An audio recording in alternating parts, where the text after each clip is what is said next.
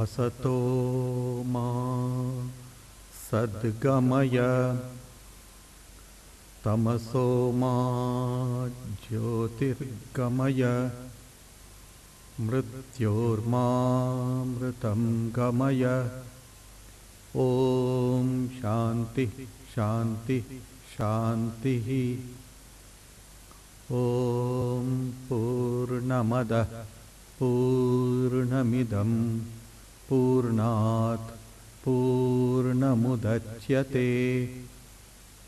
पूर्णस्य पूर्णमादाय पूर्णमेवावशिष्यते।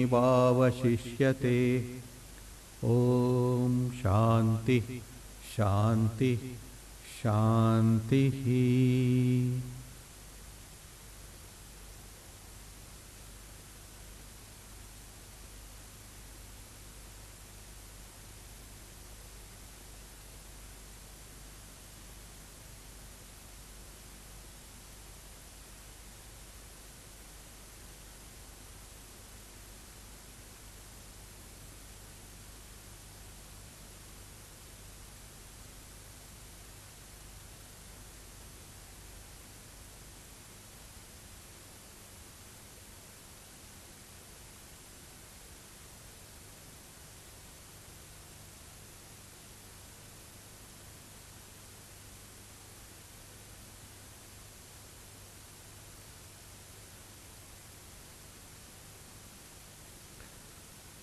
Namaste everyone.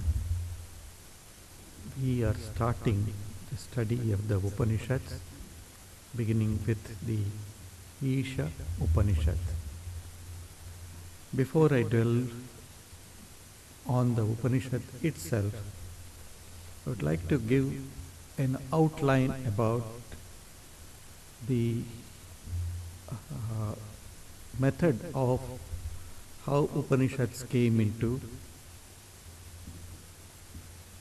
being. The Vedas are considered to be the oldest of all the scriptures of humankind.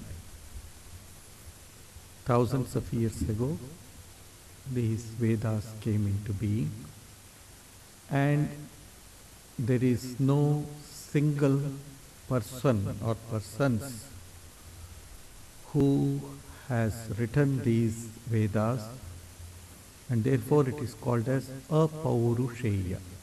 Purusha means being, Apaurusha, na Paurusha, that means that which does not have any human origin.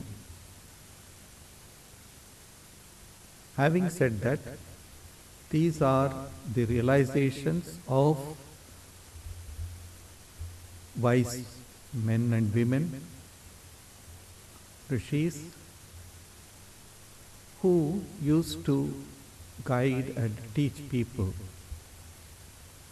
or their pupils, and it was all compiled and composed into and divided into 4 Vedas called Rig, Yaju, Sama and Atharva. So in the Rig Veda we get this mantra, which is also chanted in the Purusha Sukta. Tasmad yajñāt sarvahutaha richasamani jagnire chandagamsi jagnire tasmāt yajustasmād ajayanta tasmādasva ajayanta, etc. That is, from the divine emanated the 4 Vedas, Rig, Yaju, Sama and Atharva. In another verse, it is stated, Surya Chandramasau Dhata Yatha purvam akalpayate. That is to say, the creator, Dhata, that is the name given to the creator. He created the universe just as it was before, Yatha purvam akalpayate, in the previous kalpas. That refers to the cyclical nature of time and creation. This is a great contribution of Vedanta to the world. The concept of cyclical time. That means today we are sitting here, we are discussing this. It is a possibility that some time before the same thing has happened. So this is cyclic. It goes round and round and round. So creation is cyclical and time is also cyclical. That is why time is not something that is completely frozen. It is something which keeps on moving. That is why it is called as samsara.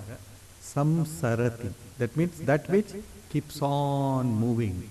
Along with time, our circumstances move, and along with circumstances, our feelings and our reactions to it also keeps on moving, changing. The same reaction that I have today when circumstances come before me need not be the same later. I may react differently to the same insinuations or to the same words that you utter. So, this kalpa, the concept of kalpa, that means of the evolution or the revolution of the universe, is very much known or very much appreciated by the Vedic rishis. So that's why it says Yatha purvam akalpayate. That means the Divine Lord created the whole universe, including the sun, the moon, and all the stars and all others. Yatha purvam, as it was in the previous kalpa. So several we have come so many times. There is an interesting incident in the life of Swami Vivekananda and Swami Sharadananda. One day they met with each other. They went to, both of them met in Swami Vivekananda's house. And then it was almost night, about 9:30, 10 o'clock. And then Swamiji wanted to send him away to his house. That means Sharat Maharaj, his name was Sharat Chandra Chakravarti, Swami Sharadananda, later Swami Sharadananda. He wanted to take him to his house. So they went, they started walking and went on talking. They had almost reached the house. Again they came back towards Swamiji's house. Again they went on discussing. This went past midnight or into the early in the morning. And then Swamiji at that Narendranath, he stood and said, Sharat, do you recognize that we have spoken on the same matter, on the same subject earlier also at the same place? Sharadananda, he was young also at that time, so he did not understand it. Swamiji said, yes. This repeats again and again, Yatha purvam akalpayate. It has happened before also. In fact, in many of our lives we see this as well. See, we meet somebody and we feel that we have met him or her some time before, even though we have not met them in this life. But we have definitely met somewhere, sometime, and probably had the same conversation. Very recently also, I had the same kind of experience. I was talking to somebody and then I felt, well, this subject I have discussed with this person before also. I feel the same subject and the same place.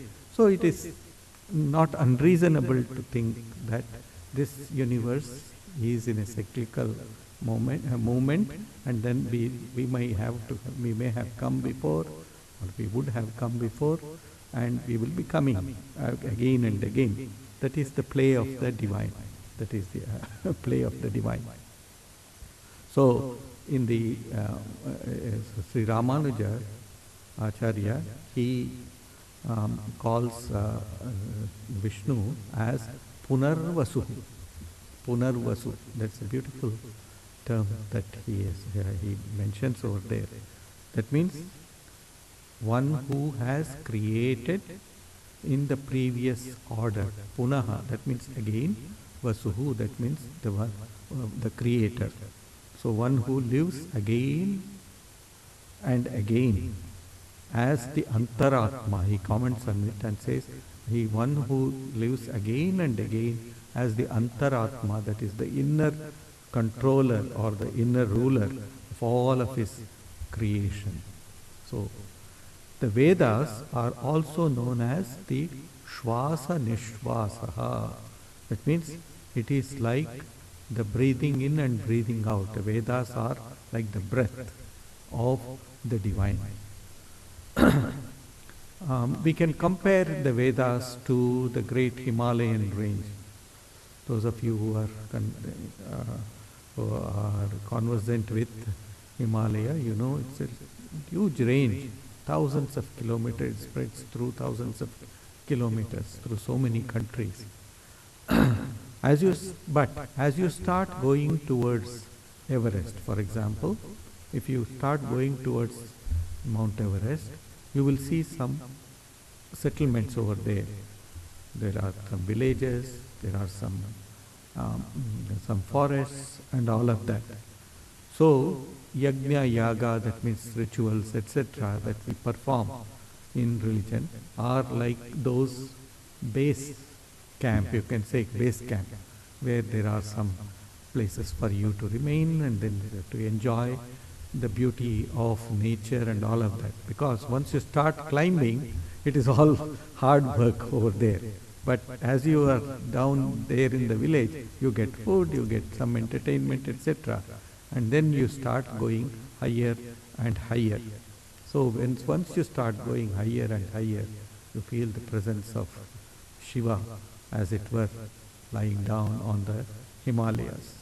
So it can also be compared to the ladders that we use to climb to the top of the Mount Everest. You know, when you have to climb Mount Everest, you need to use a lot of ladders to bridge as well as to climb.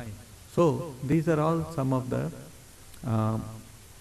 ideas that we get from the Vedas, that you keep on going from the bottom to the top.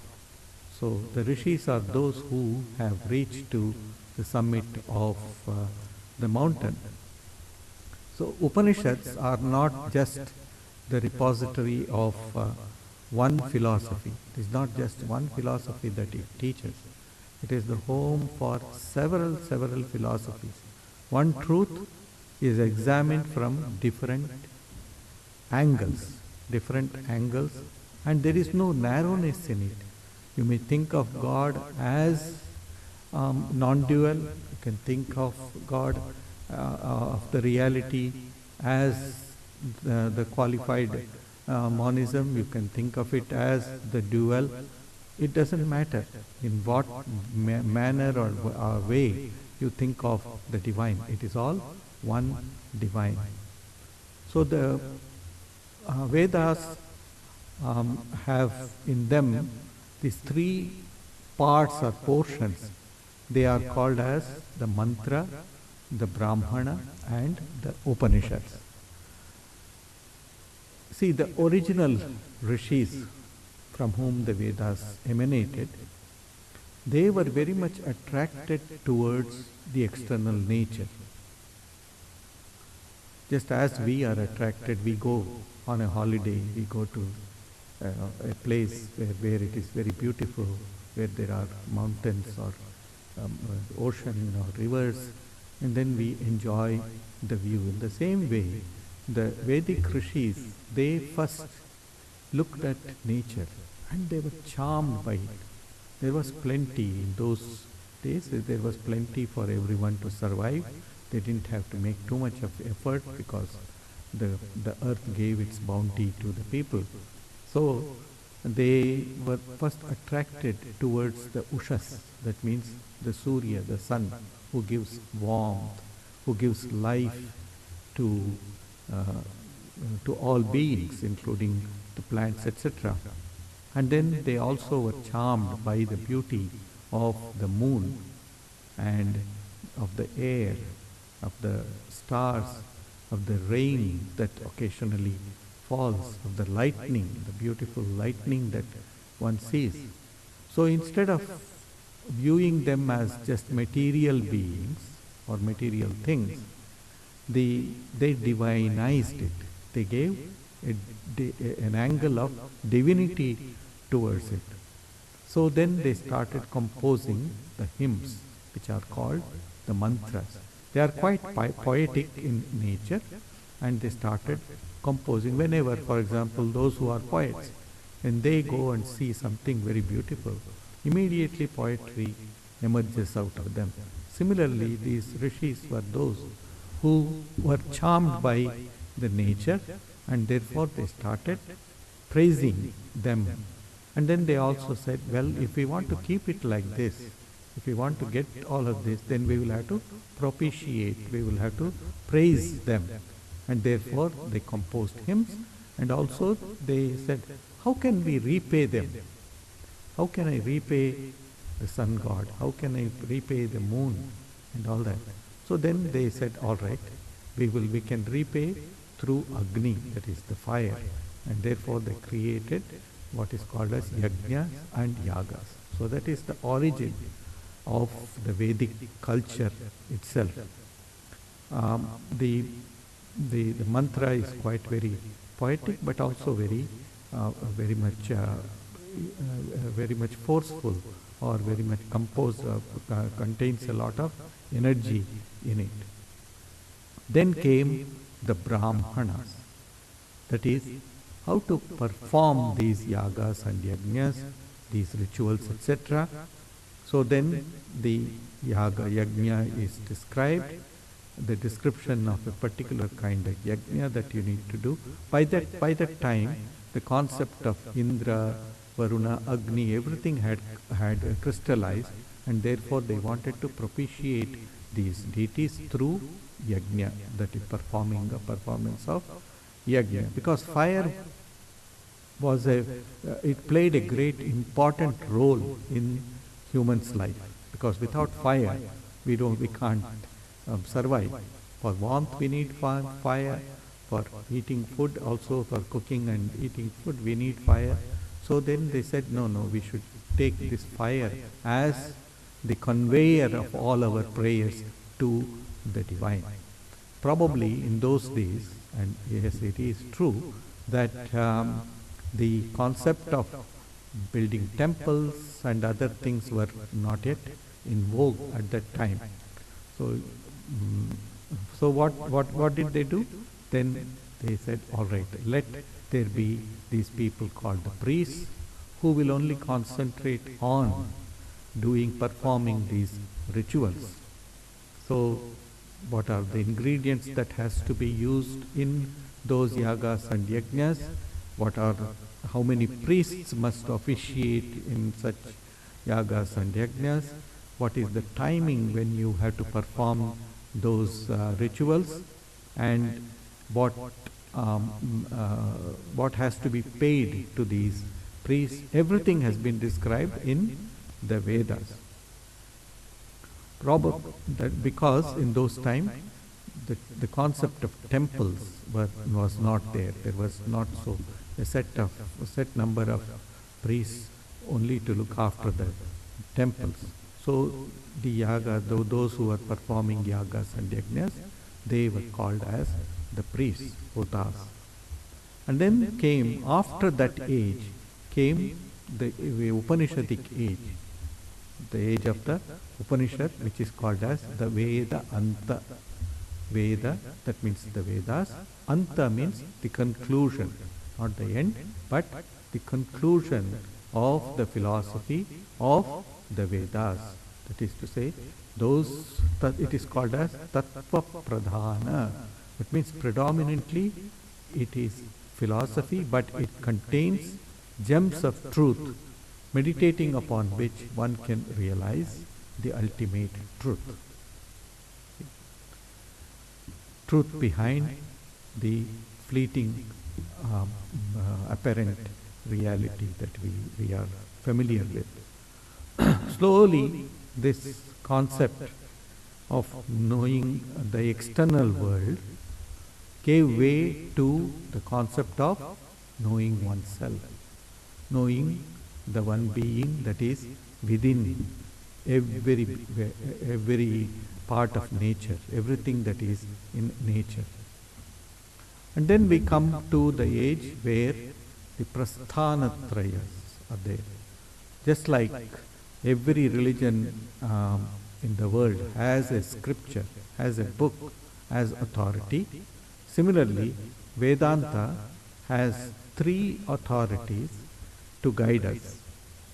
One is the Upanishads, and the second is the Brahma Sutras, and the third is the Gita, Bhagavad Gita. So these are the three scriptures or three books. We can call it books, but they are not mere books. They are tattvas. That means they are full of the essence of truth itself.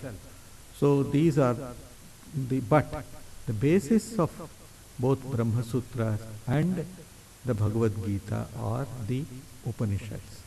So in the Dhyana Sloka of the Bhagavad Gita, there's a beautiful verse which says, Sarvopanishado Gavo Dugdha Gopala Nandanaha Partho Vatsaha Sudhir Bhokta Dugdham Partho Vatsa Sudhir Bhokta Sudhir Bhokta. So that means, that is to say, the cows are like the Upanishads. The Upanishads are like the cows. And then Gopala Nandana, the darling of the Gopalas, that means the cowherds. Gopala Nandana, that means Sri Krishna. He is known as the person who milks all the cows. He prepares everything and gives it to us. But before he can serve it to others, he has to let the calf go and taste the first milk. Then only the cow will start giving out the milk. So Partha, that means Arjuna, he is known as the Vatsa, that means he is known as the calf. And then Tugdham Gita Amritam Mahat, that means the Amrita, that means the nectar or the milk, the energizing milk that is enjoyed are us, that means those who are intent on realizing the divine or intent on leading a life that will divinize ourselves. That is the idea that has been given in that beautiful verse of the Bhagavad Gita, the Dhyana Sloka of the Bhagavad Gita. Therefore, Brahma Sutras and the Bhagavad Gita, they stand upon the base called the Upanishads. I will just talk briefly about the importance of the Upanishads. The most important aspect of the Upanishads is the prominence that is given to Satya, that is truth. In fact, the definition of Brahman is Satyam Jnanam Anantam.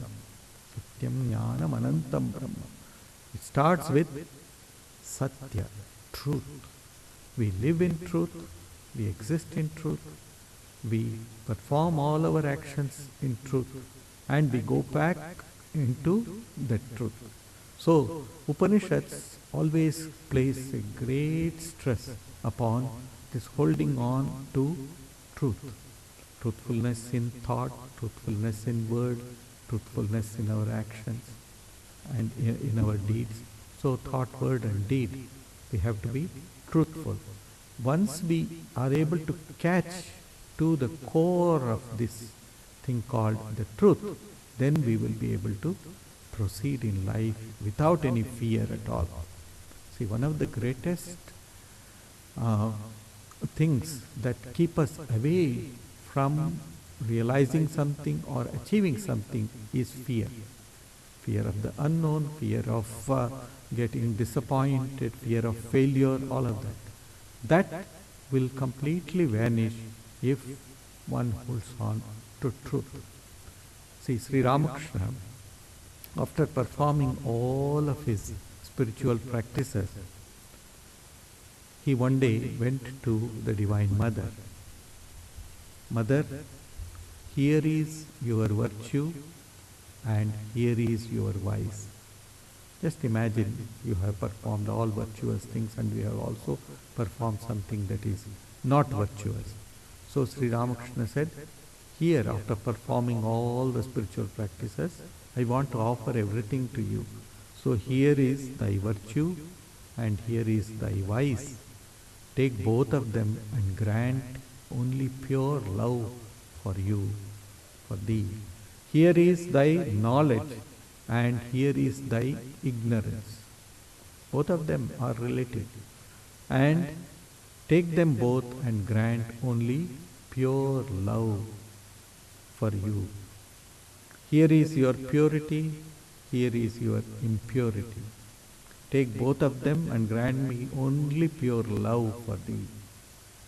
Here is dharma and here is thy adharma, virtue as well as vice. And take them both and then give me only pure love for thee.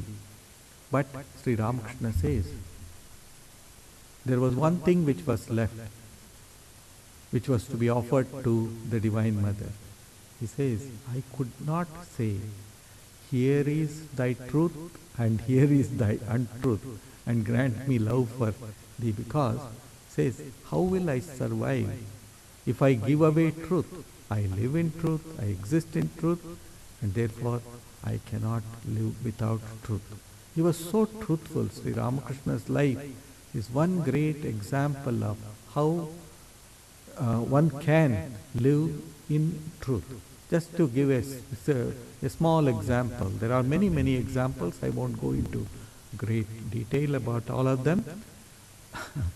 One day, Sri Ramakrishna used to have terrible stomach upsets and he used to have pain. It's called colic pain. He used to have it. And so he tried several medications and all of that. It used to give him some temporary relief.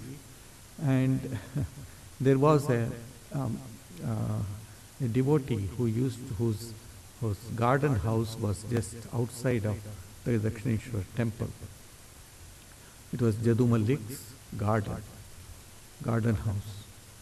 And so Jadu Malik told him, look here.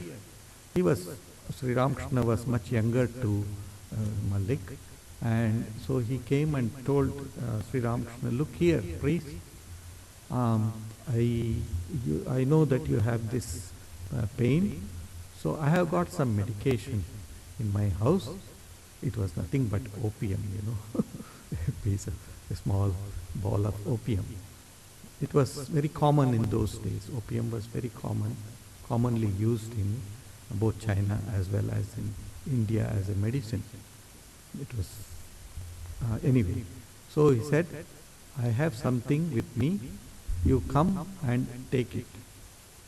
Sri Ramakrishna said, all right, I will come.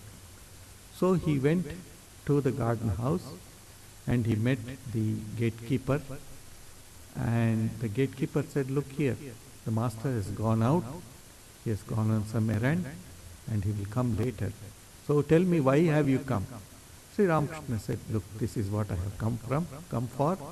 He said that there is some medicine, so I have come to get the medicine. So he said, the gatekeeper said, don't worry, I know where he keeps his medicine. I know what medicine he referred to you. I will give it to you. So he said, all right. He went and made a small packet of the medicines and gave to Sri Ramakrishna and said, take this. I will tell the master when he comes that you had come and I have given you the medicine. So then Sri Ramakrishna took it and he says, these are real happenings, it's not just imaginations. Sri Ramakrishna says, I walking back towards the Kali temple.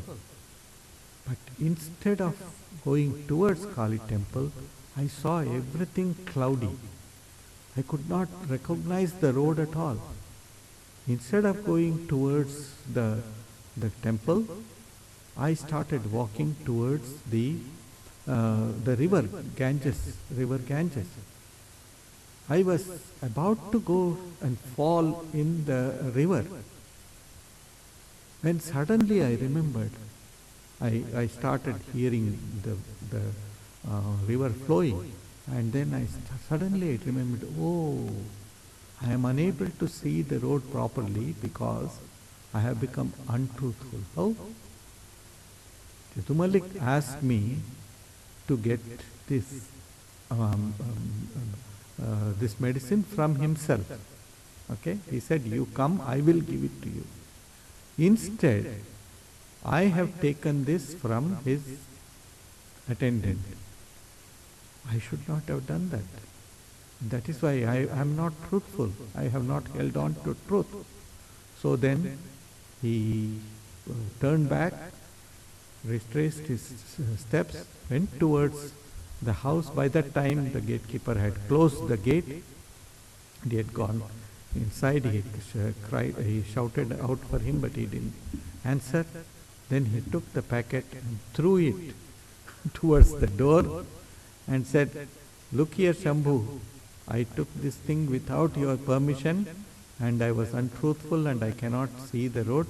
Take this. And he says, as soon as I threw the packet and then turned back go towards the Kali temple, I could see everything properly. See, it's because he was Satya Nishtha. That means he was established in truth. So the rishis of the Upanishads were like that. And further, the rishis of the Upanishads, they did not publicize themselves. They had completely erased their ego sense. There was no ego in them at all. That is why you will not find the name of any of the rishis that I have written this, I have composed these hymns. In none of the Upanishads you will find that. There are discussions between the teacher and the disciple. The name of the teacher and the disciples is mentioned, but no way. So there is no copyright for the Upanishadic sages. They didn't. So it was for the betterment of the whole of the humankind. Next we come to the role of women in the Upanishadic age. We are not very much sure about whether the women were allowed to perform the rituals, etc. We're not much sure. They may be there. Of course, hymns have been composed by several of them. But we see that there were some great women who were known as Brahmavadinis. That means those who had realized Brahman, who had realized the truth and who preached this truth or who taught this truth to them. So there are the mention in the Upanishads as well as some of the Vedas also of some of these women. They have composed several of the hymns, as I mentioned earlier, and they have also instructed their disciples. Some names can be taken here: Lopamudra, then Vishwavara, Sikata, then Vibhavari, Ghosha, Gargi, Maitreyi, and so many other names you can find. So those who have a wrong idea that women were not given prominence in Hinduism are totally wrong. No, in the Vedic age, women were given equal status. The men were known as Brahmavadis and the women were known as Brahmavadinis. So they also had their schools, they also taught their disciples, and they also composed the hymns, etc. So there is the equality of gender was there in the Upanishadic age. Later, maybe due to the foreigner influence in India, they had to protect their women, and therefore they were not sent to schools, etc. They were not allowed to undertake all these teaching, etc. Probably. So, but in the original Vedic period, we find the mention of so many of these Brahmavadinis, the rishis, women rishis. The teaching methodology since ancient times can be divided into three parts or three different methods of teaching. One is known as the Siddhanta method. That means the philosophy. Only philosophy was being taught. So today's Western philosophy or Western science and technology, they follow that. That means step by step you go ahead or you proceed, and then you attain or achieve the desired results. So the maths, science, etc., they lead you from step by step, and it is mostly based on philosophy or tattva. The second method is storytelling, like the indigenous people of this country do storytelling. It's a beautiful method of teaching the children, teaching the others. So it may be tasteless only to teach philosophy, but if it is taught through stories, which we call as itihasas and puranas, then it becomes more interesting to people, more palatable to people, and more relatable to our day-to-day life. So that is the second method. And the third method, which the Upanishads follow, is pariprashna. That means question and answer, Q&A. So that is the method that the Upanishadic rishis followed to teach their people. So they felt that the inquiry should start from the disciple, from the shishya, and he or she should start asking questions. It must come from within. It's not parrot teaching, but one must keep on analyzing oneself and ask questions. Pariprashna. This is a beautiful method that the Upanishads adopt. You will see in many of the Upanishads, or in all of the Upanishads, you will see some example or the other of the Guru teaching after the Shishya or the disciple asks the question. So, the students used to stay in forest universities, that is in the Gurukulas, and there they used to ask questions of the teacher and learn. That is why one method of teaching was not adopted. There were different methods of teaching for the different types of students. See, it is not just that one coat fits all method, but it is that each student is unique, and each student will be taught according to his or her capacity to learn. That's why they used to live with the Guru, and they used to learn this through the Guru and by pariprashna. Upadekshanti te jnanam jnaninas tattvadarshina. Only if you ask questions, then only you will be able to learn properly. That was the method, or that was the understanding of the rishis of the Upanishad. So, with this introduction, I will start the Isha Upanishad. It is called as Isha Upanishad. It occurs in the Vajasaniyi Samhita of the Upanishad. It is called as Vajasaniyi Upanishad also. So it is supposed to be one of the shortest of the Upanishads, only 18 mantras that are in this Upanishad. And it is in the Vajasaniyi Samhita, It is one of the final chapter. It is the final chapter or adhyaya of the Shukla Yajurveda Shakha. You see, there were many branches. The each Veda, Rig, Yajur, Sama, Yada, Atharva Veda, had different branches. One was known as Shukla, that means that which is white, and the other one is called as Krishna, that means the black or the dark. So there were different shakhas or the different branches dependent upon the different rishis who started their schools, just as we have different universities in today's day, and they have their own curriculum, etc. Similarly, in the olden days, this forest university, the rishis of the forest universities, they created their own method of teaching, their own language of teaching also. So it is the Sri Shankaracharya in one of the Upanishads, I think Muktika Upanishad, the names of 108 Upanishads are mentioned. There has been more also, but 108 prominent Upanishads. But Shankaracharya took out 10 of these, some say 11, 10 of these, and then he made it as the major Upanishads. The others are called as minor Upanishads. Among them comes the Isha Upanishad.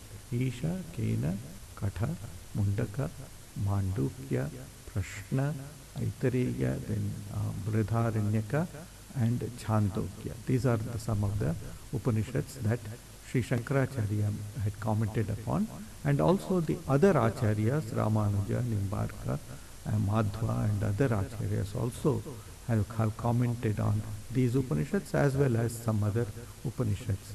But a person could be called as an Acharya, as a real teacher, a world teacher, only if he had interpreted or if he had studied and interpreted these three things, prasthana, traya. That means the Upanishads, the Brahma Sutras, and the Bhagavad Gita.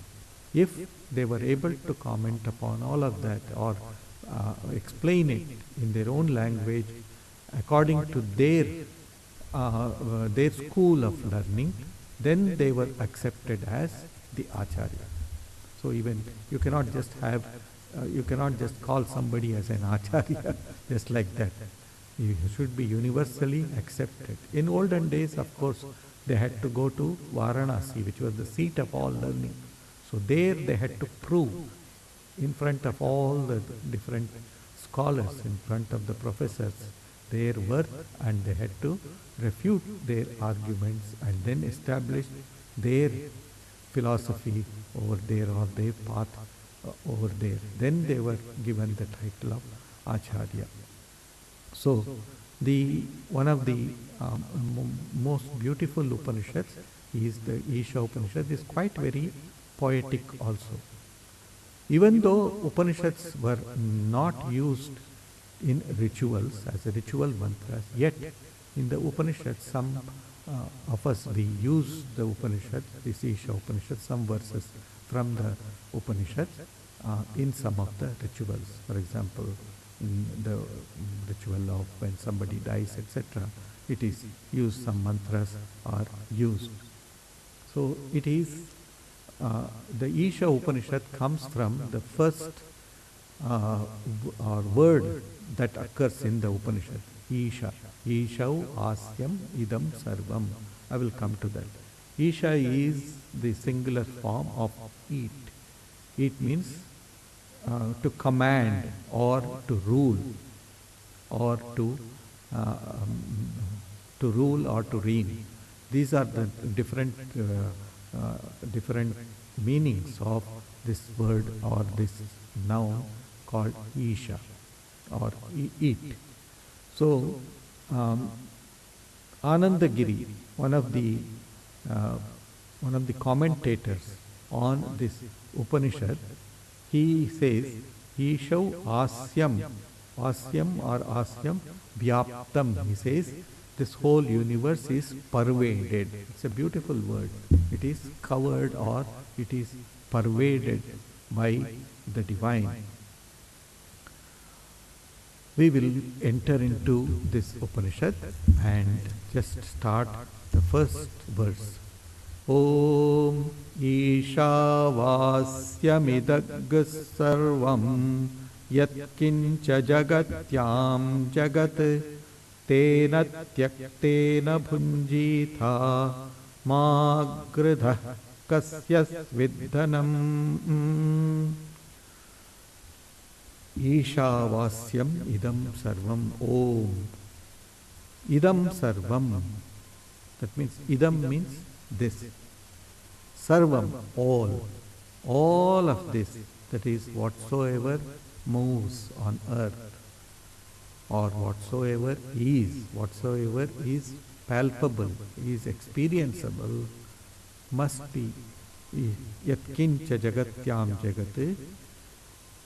Ishav asyam. Asyam means should be covered by the Lord.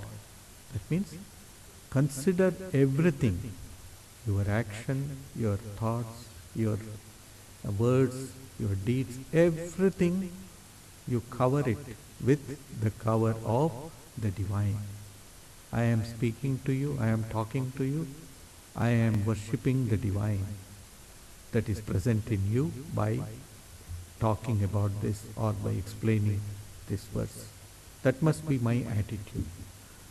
I sit and watch, even if I watch the soccer World Cup that is going on today, even there also you see all those people who are enjoying it by playing the games as well as watching the games.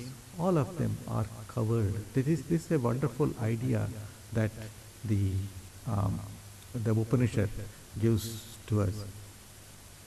Whatever moves on the earth should be covered by the Lord. Protect yourself through that detachment. We will come to the explanation of that after this. Protect yourself through that detachment. That is, nothing is mine. Everything is the divine's. Everything belongs to the divine. Everything belongs to that. A lady came to Sri Ramakrishna and she was very fond of her little nephew. And she told Sri Ramakrishna, look here, if I sit to worship or to meditate upon the divine, all the time only the form of my nephew comes to my mind. A beautiful form. I cannot concentrate or meditate upon the divine. All the time his thought only comes to me.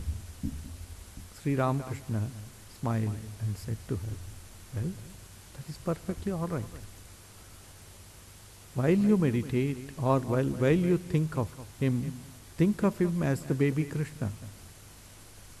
Just think that he is coming and you are talking to him, you are feeding him, you are nursing him, and so on and so forth. So that changed the attitude of that lady. Instead of seeing him just as her flesh and blood or her kith and kin, she started looking upon him as the baby Krishna. And in due course, she started having interactions with Sri Krishna within her heart. So that is what he says here. That means you detach yourself from the human form and attach yourself to the divine form. And then, tena tyaktena bhunjitha magridah kasyas vidhanam. Do not covet anybody's wealth. How can I think of the divine when I feel that something is mine, something belongs to me, or something is owed to me? So he says here, to tena tyaktena, that means tyaga is very important. It means giving up the little feeling that this is me and mine. And then also do not covet anybody's wealth. And then he asks the question, Dhanam kasya swet? Whose wealth is it? Does anything belong to us at all? I came without anything, with empty hands. I will go back empty handed only. To whom does everything belong? In the middle, I will just try to say, this is mine, this is me, and so on and so forth. So this sense of ego, that little ego, must be merged in the higher ego or the divine. That is the idea that the first verse gives to us. We will dwell on this one verse a little more in greater detail, and we will proceed with the other mantras later. As for today, we will just try to remember this verse. Ishau asyamidam sarvam yat kincha jagatyam jagat tena tyaktena bunjita magrida kasya svid dhanam. Om Purnamada Purnamidam Purnat Purnamudachyate Purnasya Purnamadaya Purnamevavashishyate. Om Shanti Shanti Shanti. Harihi Om Tat Sat. Shri Ramakrishna Arpanamastu.